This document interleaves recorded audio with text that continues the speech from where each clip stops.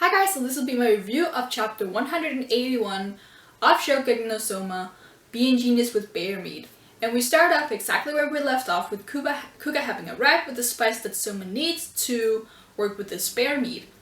And they talk a little bit back and forth, and the guys that he has brought with him do some weird acrobatics, and Kuga is all like, "Oh, I came here just for you, why are you so mean to me?" But then Kuga reveals that if Soma wants to use these spices, he has to accept a condition, and that is that Kuga wants him to challenge Hayama to a Shokugeki for the 9th seed. Of course, Soma is quite skeptical about this because he doesn't actually have anything of equal value to offer in this fight. But Kuga says that if he just keeps pestering Hayama about it, then he'll probably let it slide because he has a lot of pride, so it doesn't really matter, which is quite dodgy, but let's return to that a bit later. We then have this kind of mini flashback with Rindo and Kuga talking. First we just have them bantering about something because Rindo is quite annoyed with Kuga not doing anything. But then Kuga's like, well, I'm not part of the Elite 10 anymore, so stop pestering me. And either way, this play's gone really boring at the moment, so as I have nothing to lose anymore, when the promotion exams start, I will start stirring shit up. And as we know, Kuga, Ishiki, and the 3rd seed were up to something just before the promotion exams began. But again, I'll return to this. But the end of the flashback, Rindo says that they both need to have fun. And here's the thing, we still don't know why Rindo agreed to having Asami as their principal, and why Kuga was against it.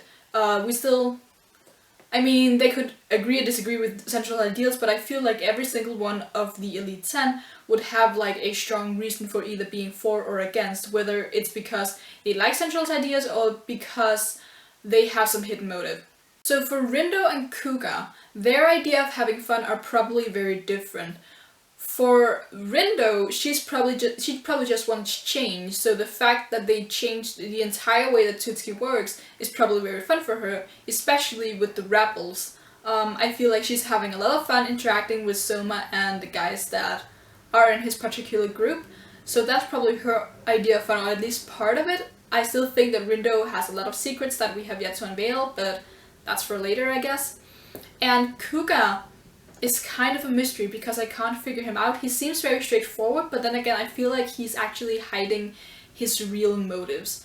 Again, something that I will go into later. After this flashback, Kuga and Soma keep talking, and Kuga says that the whole idea behind Soma actually challenging Hayama to a Shokugeki is that if Soma wins and then gets the 9th seed, then Kuga can challenge him, win against him, and then he can be back in the Elite 10.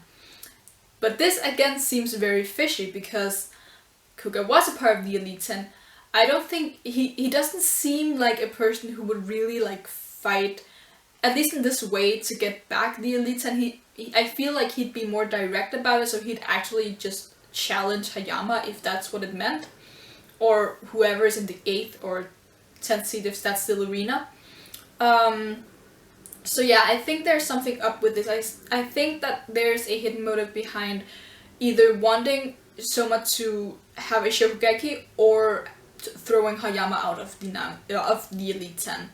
But we'll have to see. Eventually Soma accepts because he needs the spices and he's always up for a cook-off. And he begins testing dishes. And we have some technical stuff that I'm not gonna go into. But basically he ends up figuring out how to remove the stench, but he has a problem with wanting the bear meat to still represent him, because that was the one criticism he got in the autumn elections, is that the dish wasn't really representing him. That's why Hayama was the one who won, because that was the dish that best represented the chef who made it. So that's what Soma's striving for here, and he thinks back to his time in his family diner and the kind of food they serve there, and he also thinks about stuff like natto and cheese and how they both have strong odors, but you don't do anything to remove them because their stench is part of what makes it delicious. And so he kind of asks Kuga about how he got so good at like Chinese food, and Kuga then starts like his life story of how he grew up as a rich kid and he already ate a lot of like good food, and he then traveled a lot, and when he got into the Elite 10, he became even better and blah blah blah. But what Soma takes from this is that Kuga traveled a lot to the places where the things originally came from, and he gets the brilliant idea of thinking, I should go to the place where bears are, because that's like a super fun and good idea. Kuga thinks this is a great idea for some reason, and he and his minions, they ready for getting Soma to the mountains or whatever. And that's kind of where we leave Soma. So we have the last panel of Dojima looking at Hayama cook, and the page makes it look like Hayama is just in a really, really dark room making everything very ominous and ooh. But basically the important thing here is that Dojima's like, well, Soma doesn't really stand a chance against the way Hayama is now. Which is just really great, because if Soma loses, he will get expelled. So that's just, yes. I want to talk about two things regarding this chapter. The first one is the implications that having this Shokugeki between Soma and Hayama, because there are some things that we should probably consider with this. First of all, even without the Shokugeki, this cook-off is extremely relevant for Soma because he cannot lose. If he loses, he gets expelled. I said this before. So he's already in a position where he has no choice but to try to win this. So there's that. If we then on top of that make this a Shokugeki, then automatically this means that Soma has to win the Shokugeki and he will then get into the Elite 10. Because again, if he loses, he gets expelled, and that cannot happen. Like, he's the main character, so obviously he's gonna win, even though I still don't see Hayama losing. But Soma's gonna win, that's like the bottom line. There's no other option unless something weird happens. But that's the thing. I don't see Soma entering the Elite 10 no matter how good he is. I just feel like that's too early.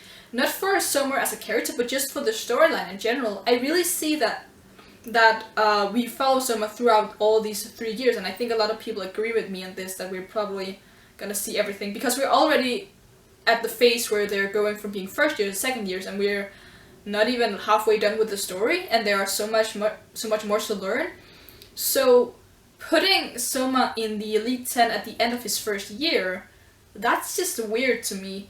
And let's say that this does become Shokugeki, but because that's kind of what it feels like at the moment.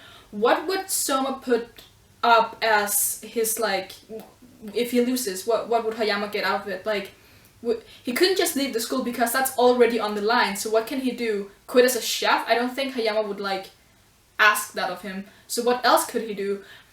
The thing here is,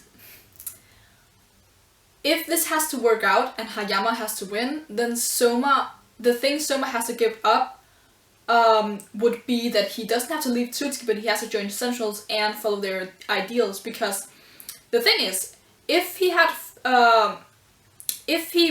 taken up the offer that, what's his name, the first seat, Tsukasa, had offered him back before the promotion exams, where he was like, come join Central with me, I could need someone like you. Soma would still be free to do whatever he wanted because that wasn't part of a Shokugeki. But if they make Soma join through a Shokugeki, he is bound by rules to be loyal to them, and he can't do any shady stuff inside of Central. So he can't, like, pull the strings. Not that Soma is that kind of character, but he can't do anything because that would be part of the Shokugeki, and he has pride and honor and all that. So if this becomes a Shokugeki, I don't think Hayama will lose. If it doesn't, I think Hayama will lose. That's basically where I am now. And if Soma does lose, then he can't leave Tsutsuki, because that's just... Do you see what I mean? Is anyone understanding what I'm saying here? I'm just gonna move on. Okay, so the second thing that I want to discuss is Kuga, because I already said a bunch of times in this review that Kuga is acting a bit strange. And I have a few reasons for saying this. First of all, he seems very vague when he's giving, like, his reasons for Soma doing whatever and wanting Soma to challenge Hayama, and when he does does give a reason. It's very like, so you want Soma to take the 9th seed so that you can take it from Soma. That seems really weird. But here are my thoughts on it. As Soma said in this chapter, Kuga is a very kind of laid back guy. He calls him like a lazy rich kid or something. And in general, I see Kuga as a usually laid back guy, but gets really fired up when there's something he really cares about. Like when we saw in the what was it, the Moon Banquet Festival or whatever it was called, where he was really fired up about getting first place in the sales for the entire week, because that was the condition he had for challenging Tsukasa to a Shokugeki, because that's what Tsukasa did the year before or something. So he gets fired up about stuff like that, but in all other areas he seems kind of laid back and he doesn't really care. And from what I see from his personality, he wouldn't seem like the kind of guy who would really care about who was the principal, and I don't think that Central's ideals would really affect him too much.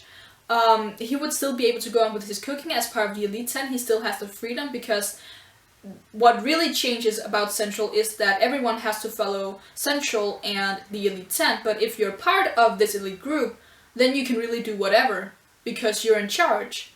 So it makes no sense from his personality point of view that he just wouldn't vote for Asami, which is why I think that there is some reason for him to be against Central.